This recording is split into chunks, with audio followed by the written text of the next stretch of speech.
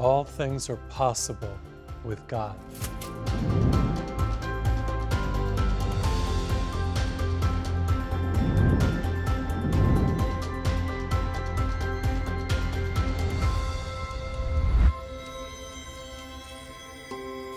I'm Father Cedric Pizzania. Welcome to Live with Passion. I'm praying that God is going to speak to you through this program.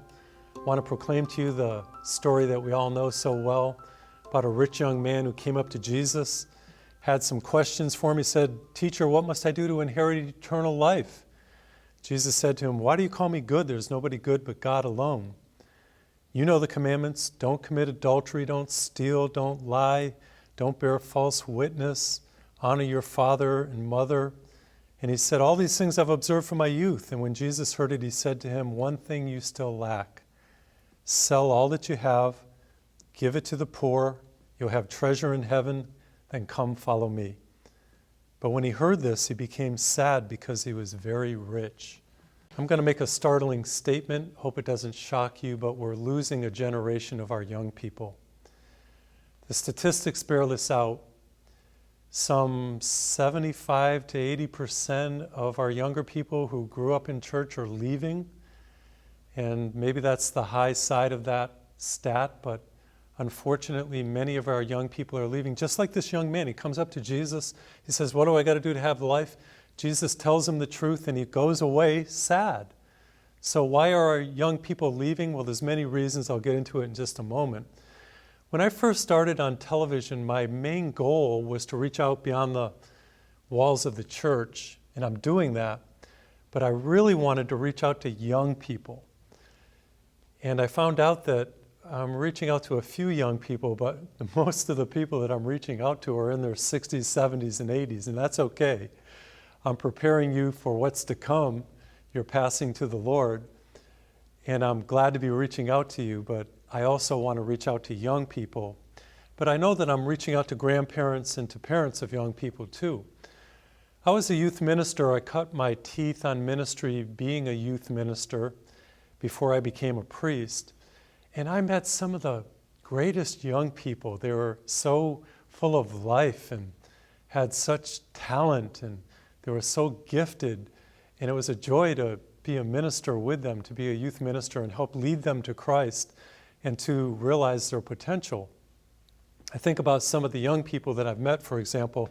One time, and I've heard confessions, and I've preached to young people, and I've counseled youths and teens and college-age students. But one time I was hearing confessions, and there was a group of us priests, and there were about 30 of us priests.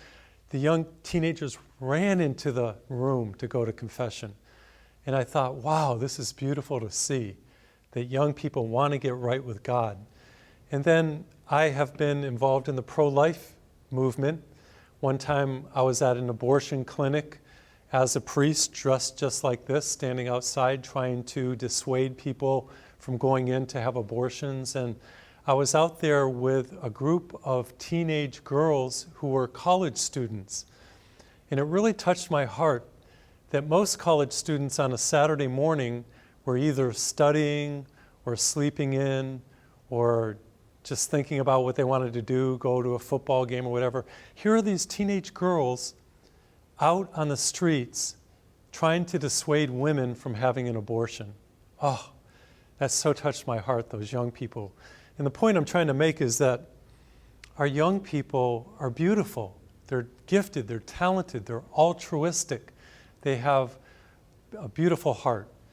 I've given many talks around the United States and mostly to adults, but some of my most charismatic talks have been to teenagers. I remember I gave a youth talk one time to about 1,200 teenagers in Houston, and they listened, and they were responsive, and they were open to the truth. So my whole point is that young people have a lot going for them. It says in the scriptures that this young man was rich. And I want to say that our young people are rich, not necessarily with money, some of them are, but to be young is to be rich. Those of us who are older know that. To be healthy is to be rich. To be in relationships and have your future ahead of you is to be rich. And this is what's going on with this rich young man. He had money, but he also had health. He had his youth. He had a lot going for him. And this is one of the reasons why he's going to go away. Because I'm going to ask that question here, that why are young people leaving the church? Why is this happening? Number one, the obvious reason is I think our young people, this was what happened to me when I was young. I grew up in the Catholic Church. But our younger people question even if there is a God. Because let's face it, God's not revealing himself in a revelation where you can actually see God. But to the eyes of faith, you can see God. God is everywhere. I love to tell a story about the two fish that are swimming in the ocean, and one fish looks to the other and says, "Hey, the ocean, where is it?" The other fish looks at him, "The ocean, it's what you're swimming in." God is what we're swimming in. Because of God, and He's given us life, everything we do is we're swimming in God. But you have to see it with the eyes of faith, because without faith, you don't see it. I was at a Mass one time, and when I was at the Mass, there was a teenage girl sitting in front of me. I was sitting behind her. After the homily, which was a little boring, after the homily, the girl looked at her mother and says, "Mom, I didn't get anything out of that." And unfortunately, some of the preaching, not just in Catholicism, but in all denominations, isn't engaging our young people, and it's not meeting their needs. It's not something that's practical for them. It's not touching their life. They're thinking that Mass is boring, therefore they think God is boring. And that's exactly what I thought. As a teenager growing up, when I would go to Mass, I thought Mass was boring. It wasn't meeting my needs. It wasn't touching me. It wasn't engaging me. So I fell away from the church. Well, a lot has happened since then. Much like the rich young man, I came to Jesus asking questions, and Jesus called me. This series is called You Are Called by Name. Whether you are a young person or an older person or somewhere in between, you are called. Just like this rich young man, Jesus was calling him to follow him. But the man turned away because he was rich, because he had other options, because he was young. Well, I was called after my teenage years, when I was 19 years old, actually. I had been called from my mother's womb. I just didn't know it. Some of you have been called since all your life, and you just don't know it. Called to a personal relationship with God, called to growth, called to realize your potential. So I thought God was boring because the religious services that I went to weren't meeting my needs. When I went my life, finally I had an encounter with God, and everything changed. The way I see life has changed. The way I see myself, my identity has changed, and certainly the way I see God. I was talking to a youth minister one time, and I became a youth minister before I became a priest. And I said, "I'm about to write a book for young people." I said, what would you entitle that book? She laughed, and right away she said, "Oh, Father, call it God's Not Boring." And as soon as she said that, I laughed too, and I said, "You're right, that's exactly what I'm going to call it." So I wrote a book called, and this is for younger people, teenagers, people who are in their 20s, 30s, actually everybody.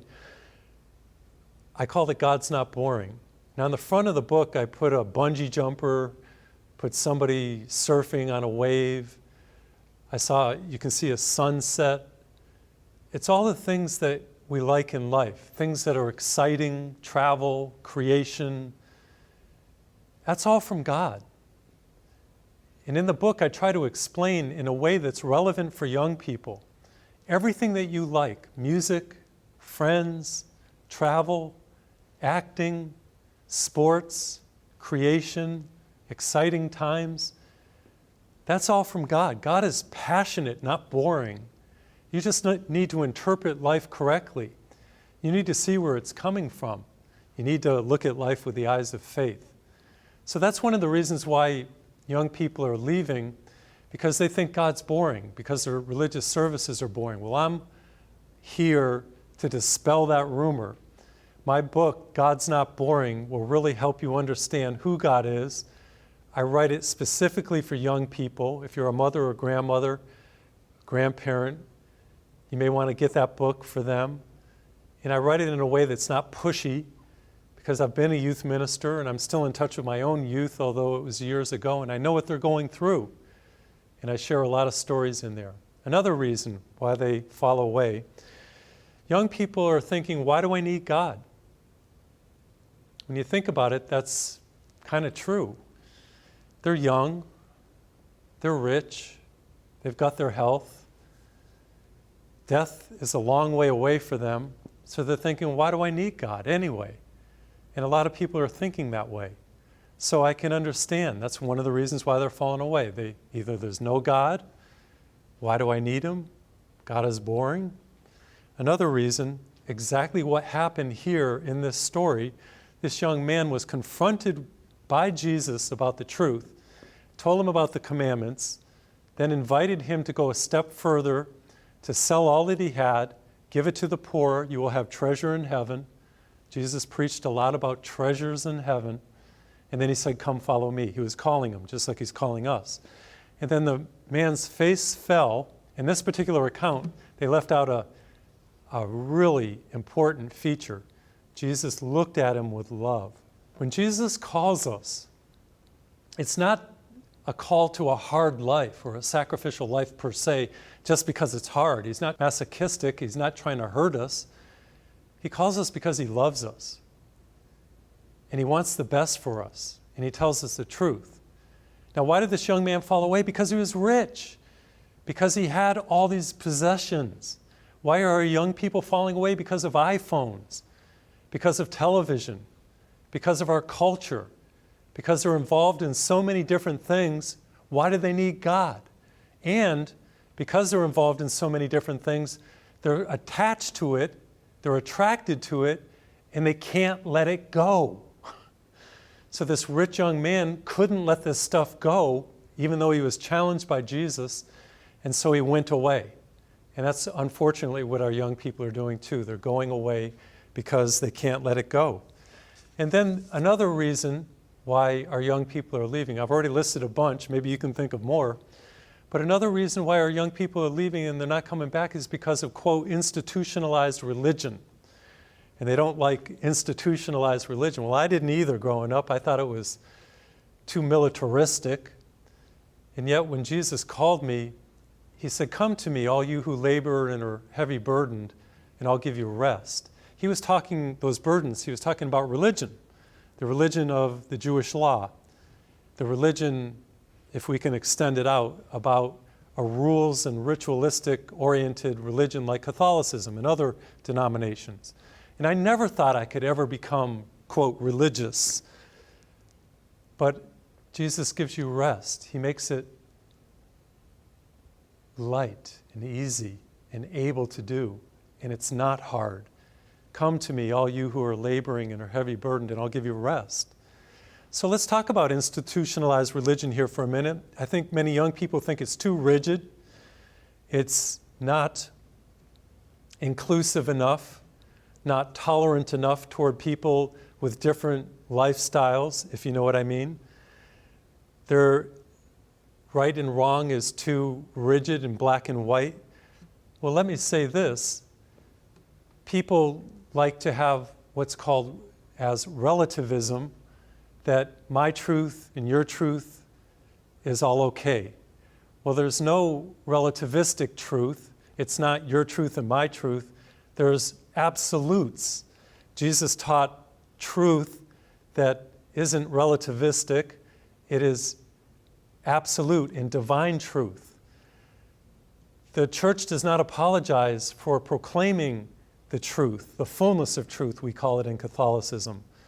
And Jesus didn't apologize to the rich young man for telling him what he needed. So in order to follow Jesus, you really do have to humble yourself and accept that it will be sacrificial, and perhaps your interpretation of life needs adjustment, that truth is truth, and the church will never apologize for it. And another thing about the institutionalized church, people will say it's irrelevant, it's outdated, and it's not in touch with contemporary life. Well, I don't know about you, but I think mercy and love and forgiveness is very relevant, and it's not outdated. And the Catholic Church in particular has tried to open up the windows, that's the term that was used at Vatican II, in order to make itself more amenable with the culture. Now, we're not letting the culture change us, we're just trying to dialogue with the culture the best that we can. The other thing I wanted to share about this, quote, irrelevant religion is the fact that Catholicism especially has religious educational institutions all throughout society, whether it be grammar schools, grade schools, high schools, colleges, levels of higher learning. So we're very relevant, and some of you watching this program have been educated through Catholic institutions, and we even welcome those of other denominations. We provide health care to those who are hurting, Catholic hospitals, people who are involved in health care, many Catholics. We are pro-life. We assist people with assisted care facilities. So never use the cop-out that Catholicism and religion in general, institutionalized religion, is irrelevant. It's not irrelevant. We are changing society, helping society, healing society. We are dialoguing with the culture. So to me, these excuses are cop-outs, and they're not true. One thing the rich young man had going for him is that he asked questions. The beginning of wisdom, we are told in the book of wisdom, is the most sincere desire to learn. And if you have the desire to learn, you will ask questions. Questions, I believe, lead to eternal life. And he asked the question of Jesus, what do I got to do? What do I got to do? And that's a great question to ask. I had many questions in my life when I was a young person, and I asked those questions of God. And I found many of the answers that I was searching for, especially, is there a God or not? And that God question is something everybody has to find out in their own life for themselves. And until you do, you will not have meaning and purpose, true meaning and purpose in your life. One time I was preaching in Orlando, Florida at a big church. It was called the Church of St. Stephen's. I was a young priest at the time. I may have even been a deacon. And I preached in such a way, apparently I touched this one teenager in the congregation. As I was leaving, he grabbed my arm and he said, "Father, I want to talk to you." So I sat down and talked with him, and it reminded me of the story of the rich young man. Here's this young guy, he's probably 16 years old, junior in high school, blonde hair, gold chain, because St. Stephen's was a very wealthy church with affluent congregation. And he had a gold chain, and we sat down. I couldn't help but think of the story of the rich young man. And he said, "Father, when you were preaching, I could understand what you're saying." And he said, "Look at this big, beautiful building." And he said, "My parents have poured all this money into the building." And he said, "I don't know the God to whom we worship." But he said, "As you were preaching, I felt something. I felt like you could help me." And so I said to him, I said, "Young man," I said, "keep asking the questions and God will answer you. Never give up asking the questions. Never give up seeking the truth. As Jesus said, ask and you shall receive. Knock and the door will be open. Seek and you will find." That verse, Matthew 7:7, changed my life. I began asking the right questions, seeking, knocking. And that is what leads to wisdom. That's what leads to eternal life. If you're a young person watching this program, ask questions of God. Don't give up on God. And certainly don't cop out that there is no God, or God is boring, or institutionalized religion, or all that type stuff that I just went through. Keep asking the questions. God is your God, and life is so magnificent that you deserve the answers to those questions. Keep asking them. And even if you're an older person, you keep asking those questions too, because life is unfolding and we know more as we go along, and we never have all the answers. As Paul the Apostle said, "I haven't arrived yet." So keep asking the questions. Now, parents, grandparents, concerned about your young people. I understand. Some have fallen away. They show no interest. What can you do for them? Just pray. Never say just pray. Prayer isn't a last resort. It's a first line of defense. Prayer is what Monica did, and St. Augustine came to be a believer and a great saint, a doctor of the church. With God, all things are possible.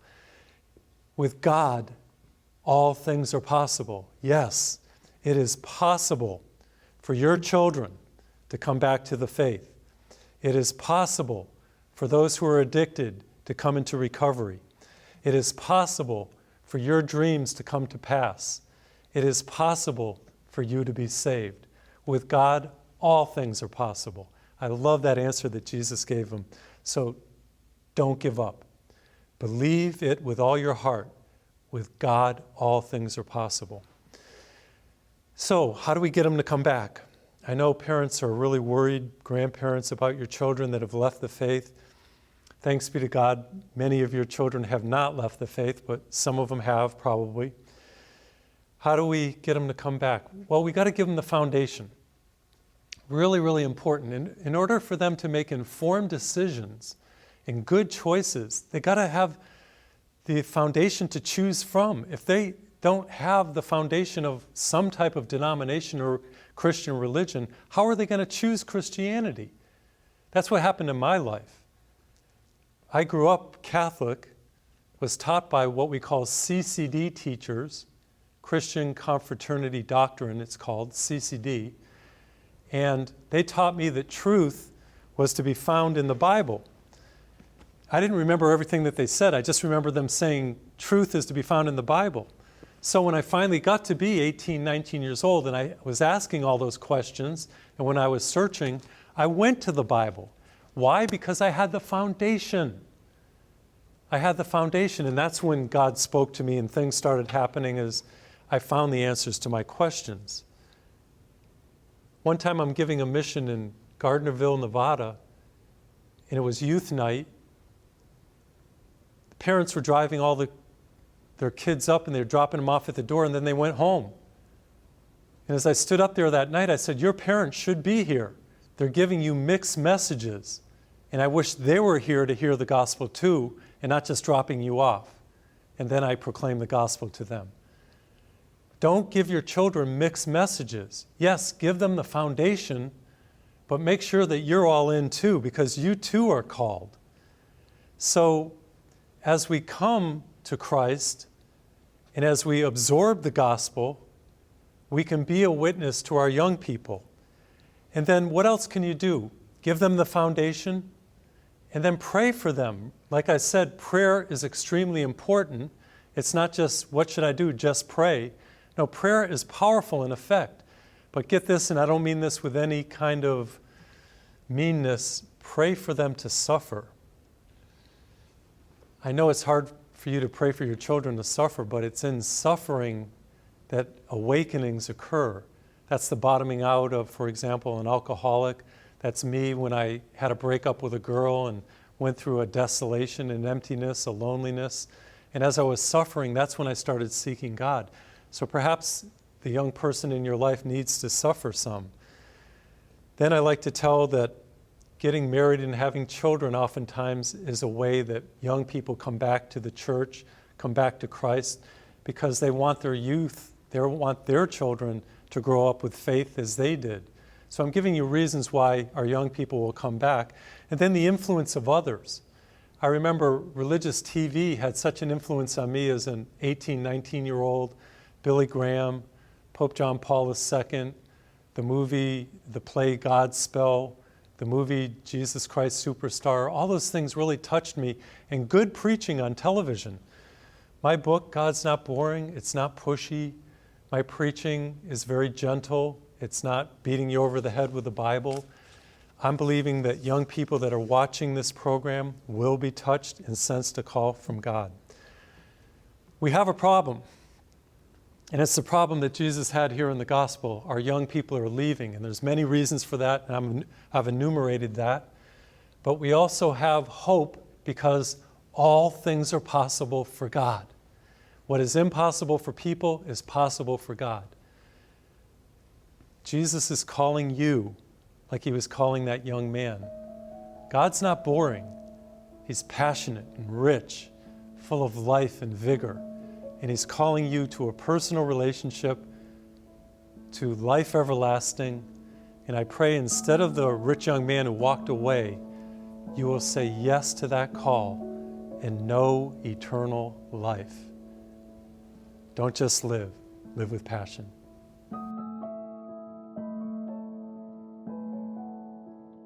I want the best for young people. I want to reach out to your grandchildren, to your children. If you're a young person, I'm praying that you will realize that you are called. I got a letter from a young lady, and she said, Father Cedric, I watch your program, Live with Passion. She says, I love watching it. It's so calming right before I go to sleep. Love reaching out to young ladies like this and all people. I wrote a book for young people. As you know, I used to be a youth minister, and I'm in touch with their issues, what they're going through, and I want to help young people to come to a personal relationship with Jesus, to know the call of God in their life.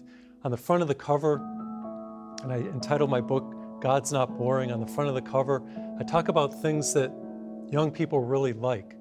So this book, if your young person will read it, will touch them, help them, and I'm inviting you to purchase that book, God's Not Boring. Whenever you do, it supports my program, Live with Passion, helps me to reach out around the world. So just call that number, write me at that address. You can go to my website and get it on my secure site. Thank you, thank you, thank you in advance. Together, we are reaching out to our young people and changing the world. Remember, all things are possible for God. Don't just live, live with passion. Billions of years ago, before the universe or Earth came into existence, God had you in mind. When the time was finally right, God created you and called you by name. In this powerful series, Father Cedric proclaims that God continues to call you to a personal relationship and inner transformation. Right now, simply call or go online and order Series 790 DVD or CD, as well as the book Father talked about. Because of these programs, people everywhere are discovering God's call in a fresh new way. Every purchase supports Father Cedric in his God-given mission to touch lives and save souls.